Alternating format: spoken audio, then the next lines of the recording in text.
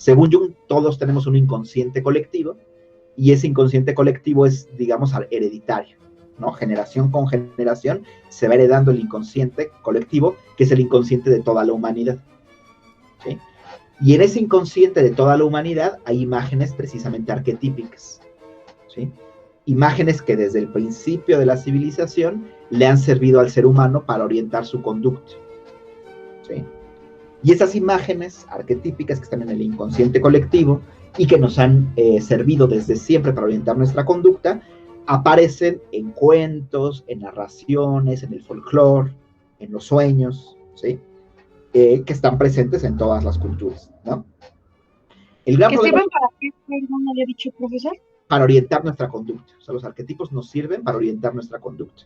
Son como estructuras mentales que orientan nuestra conducta. Ok, gracias. Okay. El gran problema con esos arquetipos es que el ser humano, digamos, neurótico, las personas neuróticas, a veces mantienen reprimidos algunos de esos arquetipos, ¿sí? Ese arquetipo es como una forma de sabiduría, ¿sí? Pero a veces los seres humanos tenemos miedo de esa sabiduría y entonces mantenemos reprimidos esos arquetipos. Y cuando reprimimos un arquetipo, entonces se convierte en una neurosis, se convierte en una enfermedad, ¿sí? Vamos a poner los ejemplos más evidentes de arquetipos, ¿sí? Okay, los podemos dividir en 4 formas de arquetipos, ¿sí? Más o menos podemos tenerlos así, ¿sí? Por ejemplo, los eventos arquetípicos, ¿sí? Los eventos arquetípicos en la vida de las personas son el nacimiento, la muerte, la separación, la unión, como digamos la unión matrimonial, y la iniciación, ¿sí? La iniciación, digamos, en grupos, por ejemplo, la iniciación en el ejército, o la iniciación en la universidad, o la iniciación en una religión, ¿sí? Entonces, nosotros como seres humanos guardamos imágenes de estos arquetipos, ¿sí? Y se expresan en nuestra conducta de muchas maneras, ¿sí? Pero si yo reprimo algunos de estos arquetipos, entonces se puede expresar, digamos, patológicamente o neuróticamente, ¿sí?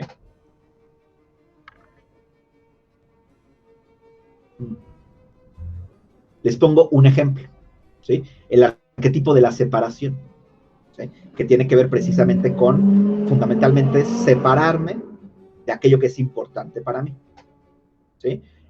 Hay grandes imágenes al respecto de esto, por ejemplo, en la literatura, ¿no? Donde se expresa esta idea de que la separación a veces es necesaria, ¿no? Pero si yo mantengo reprimido el arquetipo de la separación, entonces probablemente me convierta en una persona dependiente, o una persona que no es capaz de cerrar sus vínculos, ¿sí? O de deshacerse de vínculos.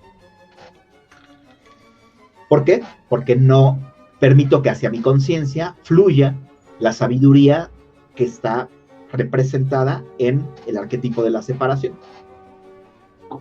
¿sí? O el arquetipo de la muerte, ¿sí? También el arquetipo de la muerte, que está representada, por ejemplo, con la Santa Muerte, por ejemplo, es un arquetipo de la muerte, ¿no? Pero lo mismo, si yo no soy capaz de dejar fluir hacia mi conciencia la sabiduría que trae el arquetipo de la muerte, entonces resulta que voy a tener una relación conflictiva con la muerte. Y le voy a tener mucho miedo a la muerte, o le voy a tener, a lo mejor, angustia de morir o que un ser humano muera, porque no estoy bien reconciliado con ese arquetipo de la muerte. ¿Sí me estoy explicando? Entonces, estos arquetipos traen en sí mismos sabiduría, pero también angustia, porque son eventos, digamos, fundamentales en la vida de una persona. Y si la sabiduría del arquetipo no puede fluir hacia la conciencia, entonces se va a convertir en un arquetipo patológico. Profe, pero ¿en qué momento empezamos a reprimir eso? Porque, bueno, personalmente a mí sí me da miedo que algún familiar se muera. Sí, claro, claro. No, ¿y en qué momento, pues, nace ese miedo, esa represión? Es importante lo que dices, Zaira, o sea, me parece que podemos reflexionar mucho sobre eso, porque todos nacemos con todos esos arquetipos. O sea, tú llegaste a tu familia con esos arquetipos, ¿ok? Pero si en tu familia, o sea, en tu horda me refiero, en tu generación, en tu árbol genealógico, ha habido un conflicto en relación a la muerte, entonces te van a heredar a ti, o te van a enseñar a ti, pero ya durante tu vida, a tener conflicto con este arquetipo. Y estamos hablando de los primeros 5 años de vida. ¿Sí me explico? Por ejemplo, si un ser querido, en las familias puede pasar, ¿no? Que hay películas donde hay personas que mueren, ¿no? Y entonces si estás la niña, por ejemplo, tú, viendo esa película, una persona muere, y papá dice, no, apágale a eso, no veas eso, piensa en otra cosa, y entonces te está enseñando a entrar en conflicto con este arquetipo. ¿Me expliqué con la idea? Sí, profe. Y entonces cuando entras en ese, ya para cuando tienes 8 o 9 años, ya puede ser que ya tengas un conflicto instalado con ese arquetipo. Y ese arquetipo se va a mantener reprimido y no te va a permitir que la sabiduría del ser humano en relación a la muerte fluya hacia tu conciencia y te permita tener una relación más o menos adecuada con la muerte. ¿Ok? Lo mismo pasaría con el nacimiento, ¿eh? Por ejemplo, las personas que le tienen pavor a que tener hijos, por ejemplo, puede haber un conflicto en relación al arquetipo del nacimiento. Profesor, y por ejemplo, el diluvio. Las mujeres que tienen depresión postparto, podría ser que haya un conflicto en relación al arquetipo del nacimiento. ¿Sí? O los papás, no sé si han visto estos señores que de repente quieren muchísimo a su esposa, muchísimo, y les gusta físicamente, la desean, pero ven el parto de su hijo, por ejemplo, y ya no pueden tocar a su mujer. ¿Sí han visto esos casos? No, profe. ¿No? Pues ahí, ¿cómo se da? Bastante común. Eso, por ejemplo, que yo tenía un tío, he tenido pacientes, pero les cuento el ejemplo de un tío que cuando nació su hijo, él entró a la sala de parto, ¿no? Y filmó todo el parto. Pero de repente se sintió muy mal durante el parto, le dio mucha angustia, se salió, vomitó, y después de eso ya no pudo volver a tener contacto físico con su mujer. ¿Sí? O sea, el nacimiento para él fue un fuerte problema, ¿no? Porque hay un conflicto con el arquetipo del nacimiento. ¿Sí? Perdón, ¿me ibas a comentar algo? Que en el diluvio y Apocalipsis, ¿cómo es? Ahorita voy para allá. Primero vamos con estos que son eventos arquetípicos en la vida de las personas, ¿vale?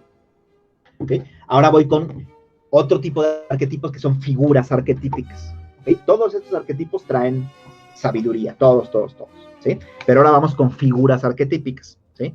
Las figuras arquetípicas son figuras que siempre aparecen en la vida de las personas, ¿sí? Y que están ahí presentes como guía, o como ayuda, o como conflictivo, etc., ¿no? Entonces, evidentemente, una figura arquetípica es el arquetipo del padre, del cual incluso ya hablé cuando trabajé de Freud, estos arquetipos del padre que salen en muchas, ¿cómo se llama? Historias, en muchos mitos, en muchas leyendas, ¿no? Es un arquetipo bastante importante. Ay, fíjense, aquí me faltó el arquetipo de la madre.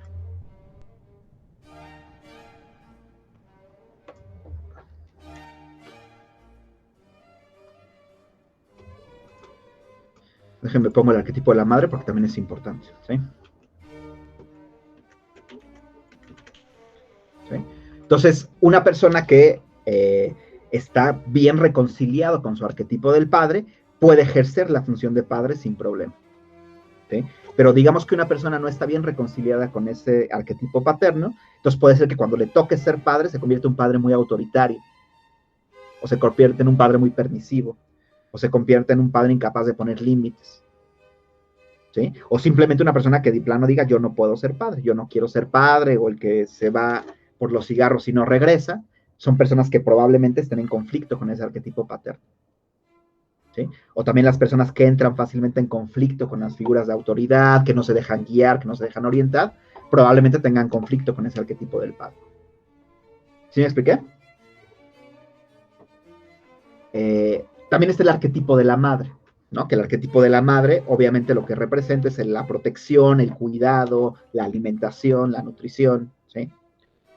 Igual, puede ser que una persona esté bien reconciliado con su arquetipo materno, independientemente de que sea hombre o mujer, ¿no? Entonces el arquetipo materno fluya hacia su conciencia y se exprese en su conducta, o personas que realmente tienen un conflicto con el arquetipo materno. ¿Alguien vio la serie de Dark? Sí. ¿Sí? Y vieron que No. Bueno, rapidísimo, lo pongo como ejemplo nada más. En la serie de Dark hay una mujer que le agarra golpes a su hija. Cada cosa que pasa agarra golpes a su hija, ¿no? Y al final de la serie la termina matando. Entonces ahí tenemos una mujer que está en un conflicto con los arquetipos maternos. ¿Sí me estoy explicando? Pero aparte, por ejemplo, esa mujer, bueno, de la misma serie, su mamá era muy mala con ella. Exactamente, porque cuando tenemos conflicto con un arquetipo, eso es muy importante que lo entendamos, es porque, déjenme decirlo así, hay como un trauma familiar. ¿Sí? Que no necesariamente pertenece a mi generación, sino que puede venir de generaciones atrás, ¿no? Si han visto estas personas, ¿no? Que, por ejemplo, el padre de familia siempre abandona, siempre abandona, siempre abandona, siempre abandona, ¿no? ¿Por qué? Porque son conflictos que vienen de generación en generación con determinadas figuras arquetípicas. Profe, ¿es como tipo los patrones? Es como, o sea, esto sería la explicación de los patrones, ¿no? Esto genera patrones familiares, ¿sí? Que se repiten. La mujer que siempre se casa con un hombre golpeador, alcohólico, ¿no? ¿Sí me estoy explicando? Bien. El arquetipo del animal también es muy importante, ¿sí? De hecho, a los niños se les explican muchas cosas a través de fábulas. ¿Alguien ubica alguna fábula? Como la de la liebre y la tortuga. Ándale, la liebre y la tortuga, ¿no? Esa es una fábula, ¿no? O la misma fábula del Rey León, o la fábula de las hormigas, etcétera, ¿no? Porque los animales, durante mucho tiempo en la historia de la humanidad, los animales fueron figuras que representaban sabiduría o representaban peligro, ¿no? Entonces el arquetipo del animal puede representar muchas cosas, desde mucha sabiduría, ¿sí? Como por ejemplo la figura del primate, ¿no? ¿Vieron el planeta de los simios? ¿No? Donde está como el primate sabio, etcétera. Sí. ¿Sí? O también puede representar una parte agresiva y violenta de nosotros mismos. Una parte... ¿Como en Caperucita? Como en Caperucita, exactamente, en el lobo feroz, ¿no? Exactamente, ¿no? Entonces, ustedes saben que, seguramente, ¿saben lo que es un tótem? Sí. A ver, platícanos qué es un tótem. Pues es como una especie, bueno, puede ser como una figura, pues, física o como una figura en general, como una imagen.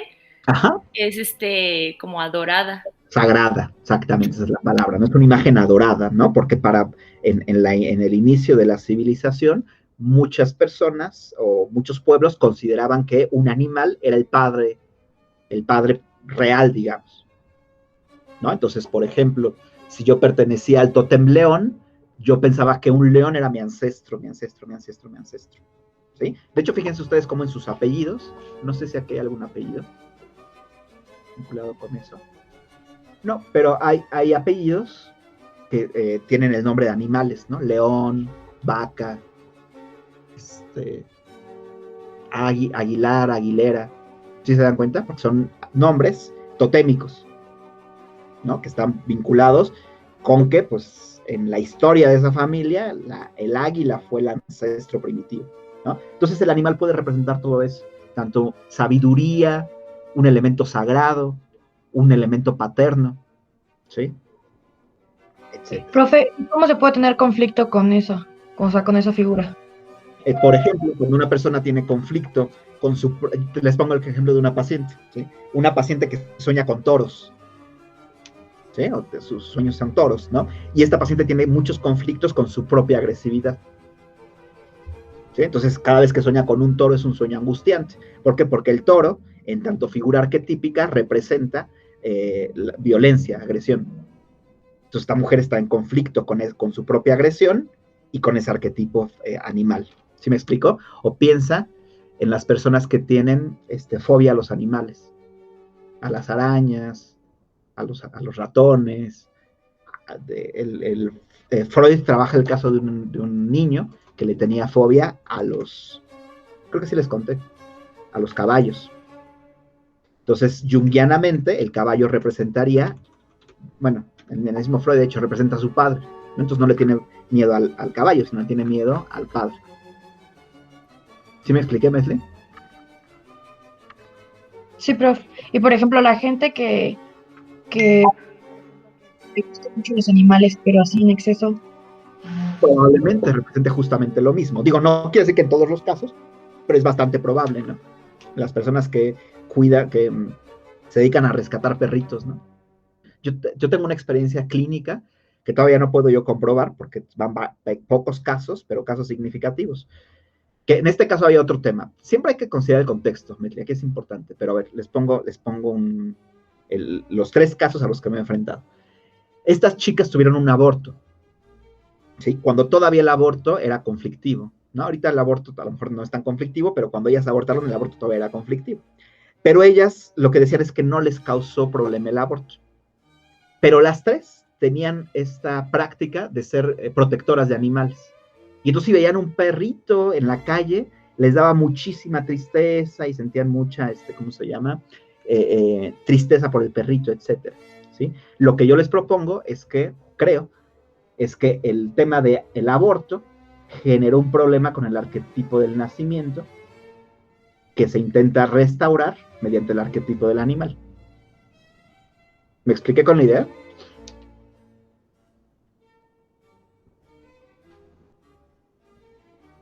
Bueno. Pero ¿por qué se intenta restaurar con el animal?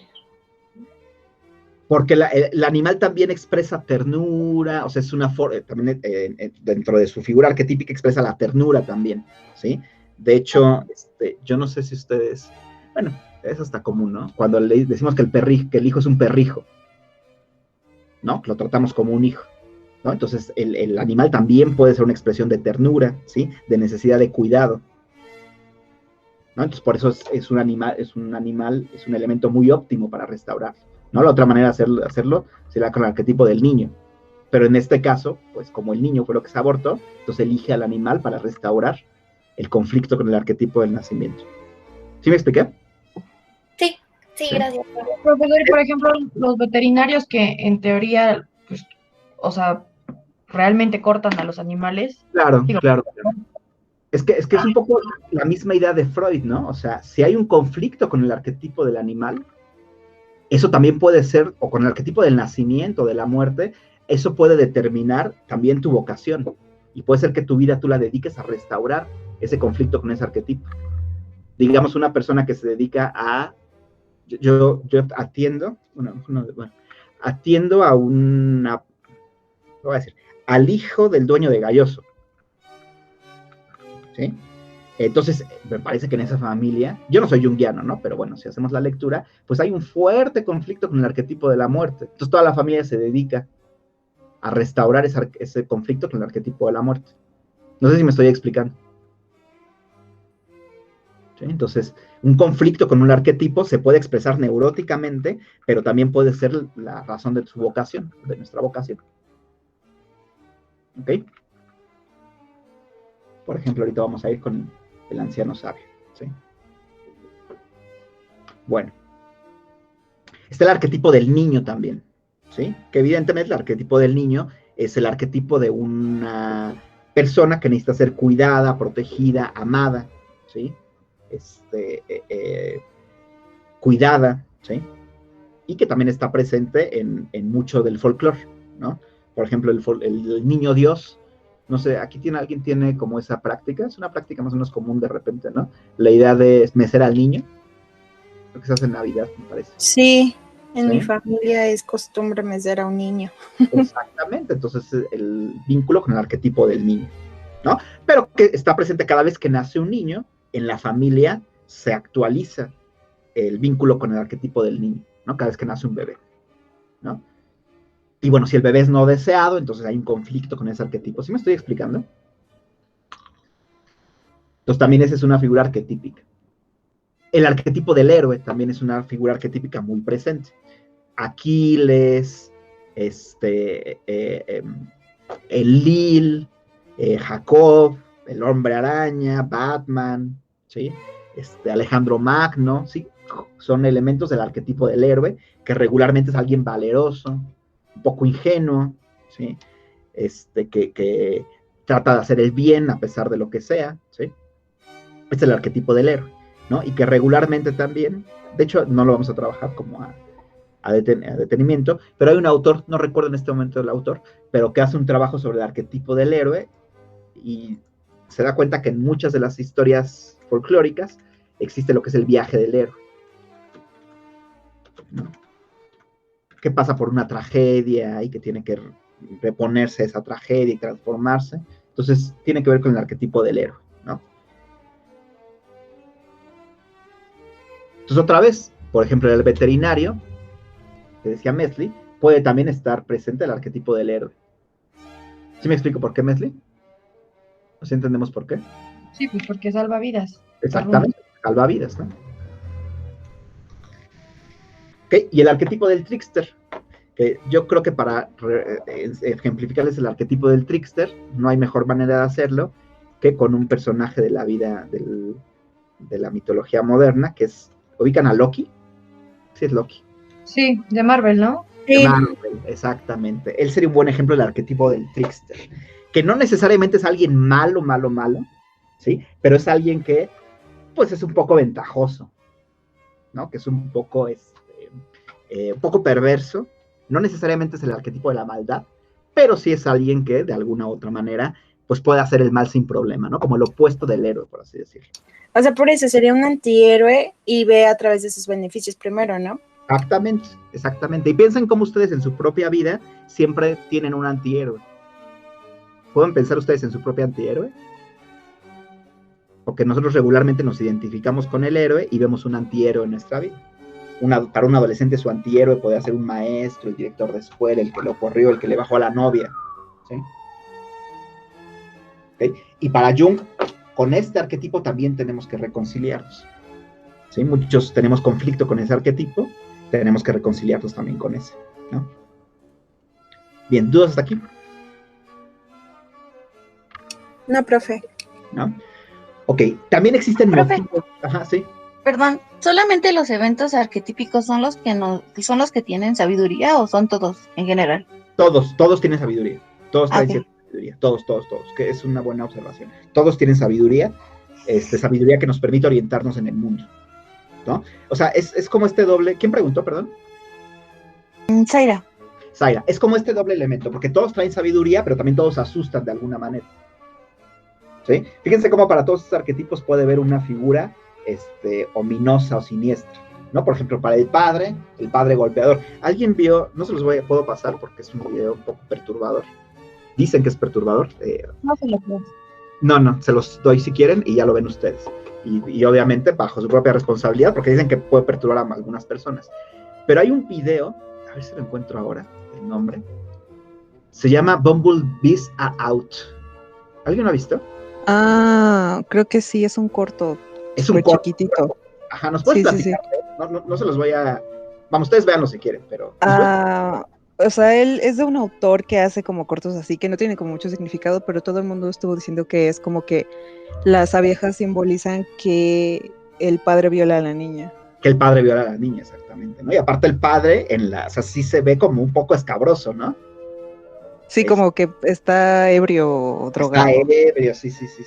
Y aparte la música también tiene. Bueno, yo tengo una pacientita, yo conocí este video por una pacientita de 7 años. Es una paciente que le tiene miedo a todos, es una paciente muy ansiosa, muy ansiosa. Pero justamente en esta paciente lo que sucede es que su padre, su padre es terrible, ¿no? Yo no conozco al padre, pero por lo que me han contado es un padre terrible, ¿no? Entonces esta niña tiene un conflicto con el arquetipo paterno y entonces el padre se convierte en el padre perseguidor, como el padre de ese video de Bumblebees Are Out, ¿sí? Pero fíjense cómo todos, de alguna u otra manera en nuestra mente tenemos la idea de un padre que puede castigar, de hecho piensen en la figura del Dios que castiga, ¿no? Es un padre terrible. Entonces, aun cuando la figura del padre trae sabiduría, también está a su lado siniestro, ¿no? Igual la figura de la madre. No sé si vieron la película que se llama Mother. Sí, pero está horrible. Está horrible. Sí, de Guillermo del Toro, ¿no? ¿Mande? Sí, es de Guillermo del Toro, ¿no? Me parece que sí. La verdad es que no ubico bien creo que sí es de Guillermo del Toro, ¿no? Pero bueno, la idea es justamente de una madre terrible, ¿no? ¿Sí? Una madre de estas madres que no dejan hacer nada, ¿no? No sé si alguien vio también... Este es importante que lo vean, ¿eh? Se llama The Wall, de Pink Floyd. ¿Alguien lo vio? ¿No? Bueno, seguro ubican a Pink Floyd, del grupo, seguro que sí lo ubican. Dice Lorena Velázquez, de Darren Aronofsky. Bueno, está bien. Justamente ahí nos representan el arquetipo de esta madre un poco terrible, ¿no? Sí, creo que te confundiste con otra porque no ubiqué a Guillermo del Toro, Yasmín. Bueno, o en la película de Pink Floyd, The Wall, ¿sí? Al final de la película, bueno, durante toda la película, pero al final sale una imagen de una madre, justamente que es una madre terrible, ¿no? Estas madres que no dejan crecer, ¿sí? O el animal también tiene su lado siniestro, ¿no? Piensen ustedes en el lobo de Caperucita Roja, por ejemplo, que es el lado siniestro del animal, ¿no? O el perro que muerde, ¿sí? O ¿sí me estoy explicando? Entonces, los animales también tienen su lado siniestro. Los niños, díganme si no tienen su lado siniestro. ¿Sí han visto que en las películas de miedo, la figura más, bueno, por lo menos para mí, la más siniestra es la del niño como maldito? ¿Sí han visto estas Como películas? en las de Siniestro 1 y 2, Ándale, justo como en las de que Siniestro. matan a su familia. Exactamente, ¿no? Exactamente. Que los niños matan a su familia. Es una figura ominosa, ¿no? Porque el niño también tiene su lado siniestro. El héroe también tiene su lado siniestro, que es el lado trágico del héroe, ¿no? Que muere. Como en Avengers también. Yo no vi Avengers, pero me parece que muere el principal, ¿no? Iron Man. Muere el mejor de superhéroes, sí. Ándale, muere el mejor superhéroe, ¿no? Y el Trickster, evidentemente, también tiene su lado siniestro y su lado sabio, ¿no? Me parece que en esa misma de Avengers, Loki se convierte en bueno, ¿no? ¿Estoy mal? Sí, se sacrifica por su hermano. ¿No? Entonces, y también estos fenómenos, nacimiento, muerte, separación, unión, iniciación, tienen su lado bueno y su lado siniestro. ¿Sí? Piénsenlos ustedes. No sé si alguien pudiera decirme algún lado bueno, por ejemplo, de la muerte.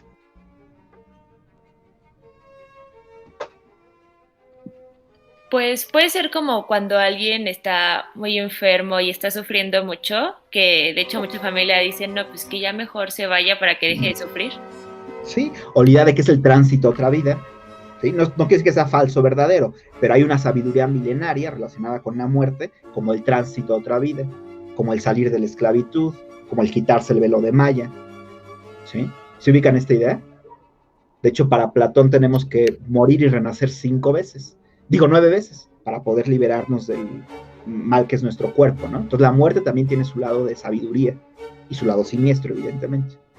¿Sí? La separación trae su lado de sabiduría, que es el lado de crecimiento, ¿sí? El lado de independencia, el lado de ser una mejor persona, de dejar atrás lo que no sirve, pero también tiene su lado siniestro, dolor. ¿Sí me estoy explicando? Entonces todos traen. La unión tiene su lado siniestro, como que me casen con alguien a fuerza, ¿no? Bueno, todo tiene su lado, ambos lados, ¿no? Bueno, vamos con otros motivos, ahora con motivos arquetípicos. Que estos motivos arquetípicos son motivos que regularmente están presentes en las grandes historias sobre, tanto sobre el génesis o el origen, como del final. ¿Sí? El primer gran motivo arquetípico es el motivo del apocalipsis, ¿no? Que justamente en la serie de Dark está presente este motivo del apocalipsis, ¿no? Pero a ver, aquí sinceramente, ¿a quién cuando era niño le daba miedo el fin del mundo?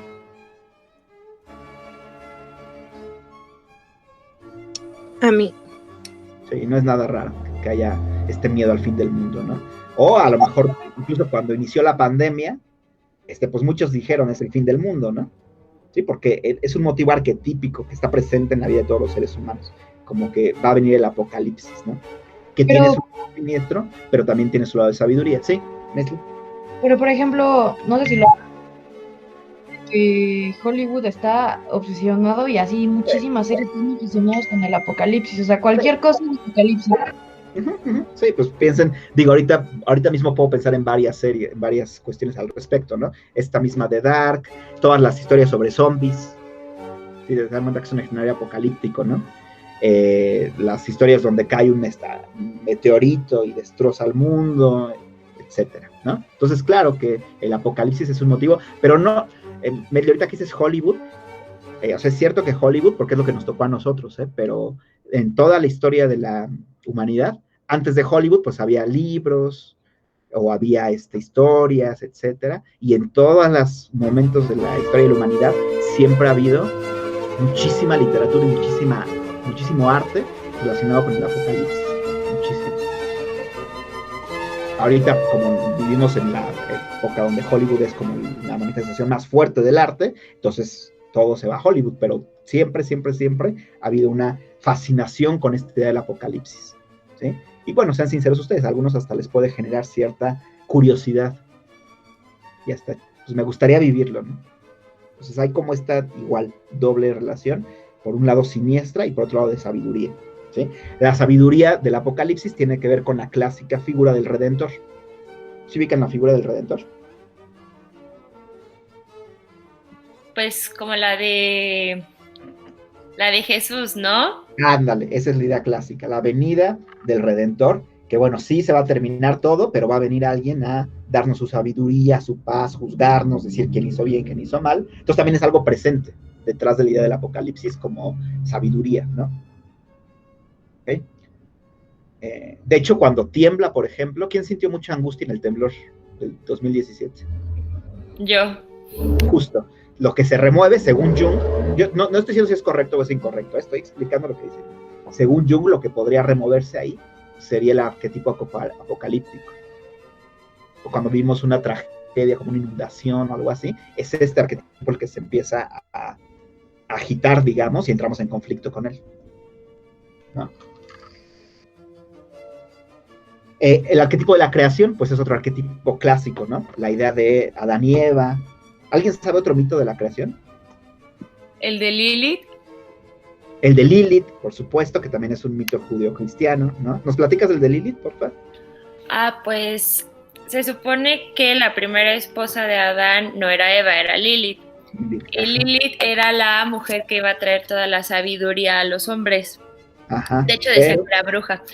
Pero ella era como muy liberal, ¿no? Por decirlo, bueno, así la ponen. Entonces la desterraron. Ajá. Y ella tuvo varios hijos a los que se les llamó Nilm o Nilf o algo así, que son los demonios. Ajá, ajá. Oye, qué bien, sabes bastante de mitos en ese sentido, está muy interesante. Fíjate cómo en ese mito está presente esta idea de la protesta masculina. Sí, es decir, justamente, ¿quién se sintió amenazado por Lilith? Adán. ¿No? Pues sí, porque desde el momento en el que ella le decía como, ¿por qué tienes que estar arriba tú de mí? Exactamente. Fue así de... Se siente amenazado, ¿no? Y al sentirse amenazado la destierra y se busca una mujer que en este mito es una mujer muchísimo más sumisa, ¿no? Que es Eva, ¿no? Entonces, el destierro de Lilith sería como una forma de protesta masculina. ¿Sí se dan cuenta de eso? Y en el mismo mito de creación judío-cristiano, la idea de que Eva fue la que cedió ante la tentación de la manzana, habla justamente de que en la mujer está lo vulnerable. ¿Sí? Bueno, entonces los mitos de la creación. ¿Alguien ubica otro mito de la creación? ¿Alguien ubica el mito, me parece que es el azteca del mito de la creación? No, bro. No estoy segura, pero es de dos deidades que crearon el sol a la luna. Ajá. Que eran el sol y la luna. Y también lo del maíz, pero no me acuerdo muy bien. Sí, exactamente. El mito va más o menos así. Cuando un día todos los dioses se reunieron y el más bello de los dioses se enfrentó contra el más feo de los dioses. No me acuerdo cómo se llamaban en este momento. Uno era el dios de los caracoles y otro no me acuerdo, ¿no? Entonces, para que los humanos naciéramos o existiéramos, se tenían que sacrificar, se tenían que tirar, me parece, en fuego, ¿no? Y entonces el dios más feo, digamos, se sacrifica sin pensarlo, y el dios más bello duda en sacrificarse. Ya después se sacrifica, ¿sí? Pero el dios más bello, al sacrificarse, como se decidió sacrificarse, de él hacen el conejo de la luna. ¿Sí? De él nace el conejo de la luna, me parece, ¿sí? Algo por el estilo, ¿no? Entonces, otro mito de la creación. Todas las culturas y todas las sociedades tienen su propio mito de la creación. Y también a nivel particular, todos tenemos nuestro mito de la creación. ¿Cuál es nuestro mito de nuestra creación? Particularmente. ¿Cuando somos concebidos? A ver, Lorena y luego Yasmín. Lorena. Ah, o sea, ¿como personal o en general? No, personal, personal. Pues cuando somos concebidos, ¿no? Exacto, el momento en el que somos concebidos o en el que nuestros papás se conocieron. Ese es como nuestro mito personal de la creación, que está vinculado con este arquetipo de la creación. ¿Sí me explico? Y finalmente otro motivo arquetípico bien importante es el motivo del diluvio. ¿Sí? ¿De dónde viene este? ¿Alguien sabe? De la Biblia, cuando Dios se enoja y manda a matar a todos. Exactamente, del mito de Noé, ¿no? De Noé, que ya saben que Noé nada más rescata a algunos en su arca y todos los demás se mueren, ¿no? Porque el mito del diluvio, perdón, tiene que ver con un mito de purificación. De purificación. Todas las culturas tienen un mito específico del diluvio. Hasta se cree que el diluvio sí existió, porque es muy interesante que en todas las culturas existe la idea de que en algún momento, antes de la época actual, se inundó todo, ¿no? Y mató a muchas personas y nada más algunos elegidos sobrevivieron, ¿no? Entonces, el mito del diluvio es un mito presente para todos nosotros, ¿sí? Y ese mito del diluvio también está en relación a las crisis y a las catástrofes, ¿no? Por ejemplo, el terremoto también podría vincularse con el mito del diluvio, ¿sí? En el sentido de que es una purificación, ¿sí? Bueno, ¿dudas? Y aquí yo creo que no tengo por qué que abundar mucho en por qué cada uno de estos motivos arquetípicos tiene su parte de sabiduría, pero también tiene su parte siniestra, ¿sí? Y bueno, finalmente tenemos, estos son los primeros que Jung trabajó, que me parece que son los más importantes, que son los arquetipos que funcionan como oposiciones, ¿sí? Los primeros dos son ánima y ánimos, ¿sí? El arquetipo de ánima es el arquetipo de lo femenino y el arquetipo de animus es el arquetipo de lo masculino, ¿sí? Que igual en todos nosotros nacemos con esos arquetipos, solo que a veces nos identificamos con uno y reprimimos al otro. ¿Sí? Entonces una persona que... Ajá, sí. Y los transgéneros ahí se identifican con el contrario, ¿no? Sí, probablemente. Fíjate que Jung evidentemente no tuvo la posibilidad de trabajar con transgéneros. Entonces yo no sé qué hubiera opinado Jung de los transgéneros. Pero lo que sí podríamos decir es que en los transgéneros hay un tema ahí de, no sé si una forma distinta, digamos, de vincularse con los arquetipos de ánima y ánimos, ¿sí? En algunos transgéneros seguramente es una forma neurótica y en otros no. No me atrevería a generalizar. Pero de que, por lo menos junguianamente, el transgénero tendría que ver con una forma muy particular de relacionarse con los arquetipos, así sería, ¿no? ¿Sí me expliqué? ¿Okay? Sí. También están los arquetipos de sombra y persona, ¿sí? Que también funcionan como en opuestos. Creo que la manera más fácil de ilustrar esto es con el clásico, ¿cómo se llama? La clásica historia de Jekyll y Mr. Hyde. ¿Lo ubican? No, profe. Nadie Sí. ubica a Jekyll, ¿sí? Platícanos un poquito.